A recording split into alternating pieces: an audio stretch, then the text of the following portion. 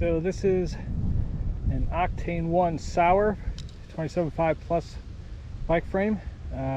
Picked this up off of Chain Reaction Cycles. It was their cheapest modern geometry frame that they had on offer. The parts I have on here I've been gathering for a upcoming build, but my frame that they're going on isn't going to arrive until probably March. So instead of having a bunch of parts laying around for months just staring at them, I sought out a cheaper frame that I wouldn't mind building up, riding for a while, than disassembling. So I think I paid about 250 bucks for the frame. Shipping was crazy, as all things are these days, just due to shipping costs, pandemic, all that fun stuff, supply chains. So I paid almost half as much, about half as much in shipping as I did for the frame itself. It comes in both black and the yellow color. Most of my other bikes are dark, so I decided to change things up a little bit and go with the yellow. The color is really nice in person. The frame itself, there's some good and there's some bad on it. Let's just get the bad out of the way at first. The welds are not great. Hence probably the price tag. It's probably not their A-team working on this particular frame. I don't know if this will show up very well. It's getting dark out, but these welds here, that's the seat stay, and they need to fill that in a little bit more. Hopefully that shows up. And the welds through here and the bracing behind the bottom bracket aren't the greatest either. I don't think they're gonna fail, but if I paid, more than what I did for this frame, I would have been pretty disappointed. As it was, when I unboxed it, I was a bit let down seeing the quality of those welds, even though I didn't pay a whole lot for the frame. So I went from being excited about building up and riding something new and different to being kind of meh.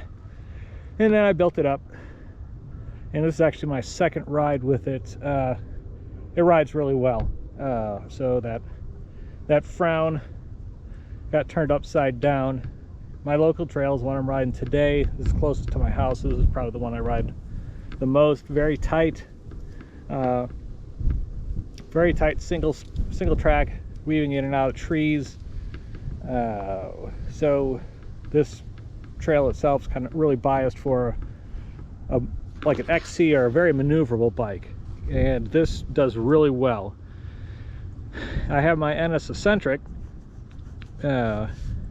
which has, let's go into the geometry here before I get into the NS Eccentric and comparing them between the two. So this has 420 mil chain stays, 460 reach, and that should be a 65-degree head tube angle with a 140 fork. I currently have a 150. I'm going to reduce that travel to 140 eventually. Just been lazy, been rather riding than messing with the fork. Whereas the NS Eccentric has the same head tube angle of about 65 degrees, but much longer chain stays. So while the front end of the bike are similar, this has a much shorter rear end, and I can really feel it in the tighter trails here. It's very maneuverable. I can get through here with the Eccentric. It's just a little more work. As far as body language and steering, this thing just is more nimble, to use the overused buzzword. So I was, just from the first ride, I was very happy with the way this thing handles on this particular trail. I'm going to take it out, go find some good tech to ride it on and play around with it, see it on some more different types of trails and see how it does. So just go over the build. We'll start from the front and go backwards. That's a Fox Factory 36 with the Fit 4 damper on it. Right now it's 150 mil travel. It's going to reduce it to 140. I don't need 150 mils. Personally, I don't hit big enough jumps to use it all, or huge drops, so 140 is about all I need personally. They'll bring that nose down a little bit, but again, it still handles really good. For brakes, I have the Shimano MT501s with the 520 calipers. That's the 4-piston quad piston brakes, 180mm rotor front and rear with metallic pads. Metallic pads are the way to go if you have rotors that can support it. Highly recommend going metallic pads. Wheel set is a Sunringle Mule Foot SL50 or 50 SL. So there's a 50mm ride rims, and I have 3.0 bulldozer V-tire bulldozer tires on it. These tires are pretty heavy. This is what I had. I've got some different tires coming. These are pretty heavy. They have great cornering traction on well-packed stuff. They have lots of grip, but you start getting some leaves like we're having here in the fall, they get a little iffy. They're not as good in sand as what you would think with the Plus tires. And I've started ripping off corner knobs. And these tires I bought last fall, and I don't have a whole ton of miles on them. In the defense of these tires, I believe these were new old stock, so I have no idea how old they were when I got them. The packages were kind of beat up, so they may have been sitting around for a while, so I don't want to hold that against these tires, you know, with the side knobs coming off. But that could be chalked up to new old stock. So cockpit race face grippler grips, I had those. That's kind of why I went with the yellow, so they'd match. Race face effect handlebar, that's 780 mils. Race face effects stem, I believe that's a 55 mil stem on there. Moving on down, I still do have some race face turbine cranks, and I got a absolute black oval chainring for it, but there wasn't enough clearance between the frame and that oval chainring. It made contact with the frame, so I had to scramble.